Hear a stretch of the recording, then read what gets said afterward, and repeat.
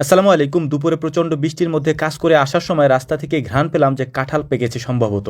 যেহেতু কাঁঠাল গাছগুলি রাস্তার পাশ দিয়ে লাগানো, তাই রাস্তা থেকে একেবারে ভালোভাবেই ঘ্রাণটা পাওয়া যায়। তবে রাস্তার পাশ থেকে পারার কোনো উপায় নেই, এর কারণ হচ্ছে এটা বাউন্ডারির ভিতরে থাকে। রাস্তা দিয়ে কাজে যাওয়ার সময় টের পেয়েছিলাম গাছে হয়তো কাঁঠাল পেকেছে। কাছ থেকে এসে আনন্দকে বললাম যে চলো বড় একটা ঝাঁকা নিয়ে আমরা কাঁঠালগুলি সংগ্রহ করতে যাই। জানি না কতগুলি কাঁঠাল পেকেছে, তবে এখানে আসার পর একেবারে দৃশ্যটা অন্যরকম মনে হলো। এখন যেহেতু প্রচুর পরিমাণে বৃষ্টি হয়, তাই যে গাছে যে ফল আছে সবগুলি ফলই প্রায় পেকে যাওয়ার মতো অবস্থা। তাই কাঁঠাল গাছের নিচে এসে দেখতে পেলাম গাছের বেশিরভাগ কাঁঠালই পেকে গিয়েছে। তাই আনন্দকে বললাম যে তুমি গাছের উপরে ওঠো, আর আমি আর ইমামুল নিচ থেকে এই কাঁঠালগুলিকে সংগ্রহ করে ঝাঁকার মধ্যে রাখি। আলহামদুলিল্লাহ কাঁঠালগুলির সাইজও মাশাআল্লাহ অনেক বড় বড়। উপরে পাকা কাঁঠালগুলি পেরে পেরেও আমাদের হাতে দিচ্ছিল, আমরা এগুলিকে সুন্দর করে ঝাঁকার মধ্যে সাজিয়ে রাখছিলাম। এখানে আরো কয়েকটা কাঁঠাল গাছ আছে, ওই কাঁঠাল গাছের কাঁঠালগুলিও পেকে গিয়েছে। তবে ওইখানে যাওয়াটা আমাদের জন্য একটু কষ্টকর, এর কারণ হচ্ছে বাড়ির পাশ দিয়ে যেতে হয় এবং এটা বর্তমানে বৃষ্টির কারণে অনেক বেশি পিচ্ছিল হয়ে গিয়েছে, এখান থেকে হাঁটা যায় না। তারপরেও অনেক কষ্ট করে আমরা এখানে এসেছি এবং এই কাঁঠালগুলিকে এখান থেকে সংগ্রহ করছি, কারণ এখান থেকে যদি কাঁঠালগুলি আজকে না নিয়ে যাওয়া হয় তাহলে পেকে পেকে এই কাঁঠালগুলি পুকুরের মধ্যেই পড়বে। আলহামদুলিল্লাহ মোটামুটি যে কয়টা কাঁঠাল এখানে পাকা ছিল সমস্ত কাঁঠালগুলিকে আমরা সংগ্রহ করে নিয়েছি এবং এই কাঁঠালগুলিকে সুন্দর করে ঝাঁকার মধ্যে সাজিয়ে রাখছিলাম। একটা কাঁঠাল আমরা রেখে দিয়েছিলাম যে কাঁঠালটা নিচে পেকেছে,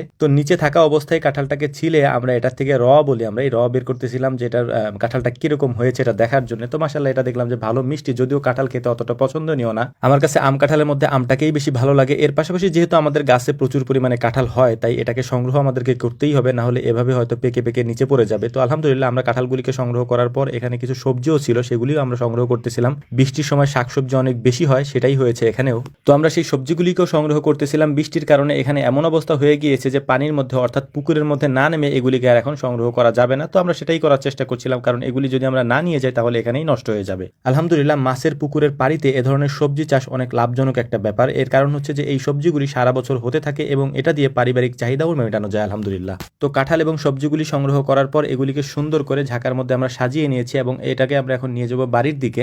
বাড়িতে নিয়ে আসার পর এগুলিকে আমরা নামিয়ে রেখে সুন্দর করে এখানে সাজিয়ে রাখছিলাম, কারণ আরো কিছু কাঁঠাল রয়েছে, সেই কাঁঠালগুলিকে এখানে সাজিয়ে রাখা হবে। এরপরে এই কাঁঠালগুলিকে আত্মীয় স্বজনদের মধ্যে বা আশেপাশে যারা আছেন তাদের মধ্যে আমরা দিয়ে দিব, কারণ আমরা যেহেতু এই এত পরিমাণে কাঁঠাল খেতে পারবো না, তাই সবাইকে এই কাঁঠালগুলি আমরা দিয়ে দেবো ইনশাআল্লাহ। এখানে যতগুলি কাঁঠাল রয়েছে সবগুলি কাঁঠালই মোটামুটি পেকে গিয়েছে। তো হালকা কিছু কাঁঠাল এখানে ছিল যেগুলি কাঁচা কাঁঠাল, এগুলিকে আমরা ওখানে নিয়ে সাজিয়ে রাখবো ইনশাআল্লাহ, যাতে করে এখান থেকে সবাইকে দিয়ে দেওয়া যায়। একটা বিষয় আপনাদেরকে বলে রাখি, সেটা হচ্ছে যে গরুর খামার যাদের রয়েছে তারা যদি কাঁঠালের এই ভুসরা বলি আমরা, বা যে কাঁঠালের যে অবশিষ্ট অংশটা যেটা থেকে যায় খাওয়ার পরে, ওই ভুসরাগুলি যদি গরুকে খাওয়ান তাহলে একটু সতর্কতার সাথে খাওয়ানোর চেষ্টা করবেন, কারণ কাঁঠালের প্রচুর পরিমাণে গ্যাস হয়, এই গ্যাসে গরুর ক্ষতি হতে পারে। যদি আপনি খাওয়ান সেটা পরিমাণ মতো খাওয়াবেন। আর আমরা এটা মোটেও খাওয়াই না। অনেকে আমাদেরকে জিজ্ঞেস করেন যে কাঁঠালের যে বাকি অংশ যেটাকে আমরা ভুসরা বলি এটাকে আমরা খাওয়াই কিনা। তো আমি স্পষ্টতই বলছি কাঁঠালের কোনো অংশই আমরা গরুকে খেতে দেই না, কারণ এতে প্রচুর পরিমাণে গ্যাস হয়, এতে গরুর সমস্যাও হতে পারে। বৃষ্টির মধ্যে ওই দিন কাঁঠালগুলি এখান থেকে পেরে নেওয়া যাওয়ার পর আজকে আমরা এখানে গিয়ে দেখলাম যে আবারও বেশ কিছু কাঁঠাল এখানে পেকে গিয়েছে। তো আলহামদুলিল্লাহ ওই কাঁঠালগুলিকে আমরা নিয়ে এসেছি।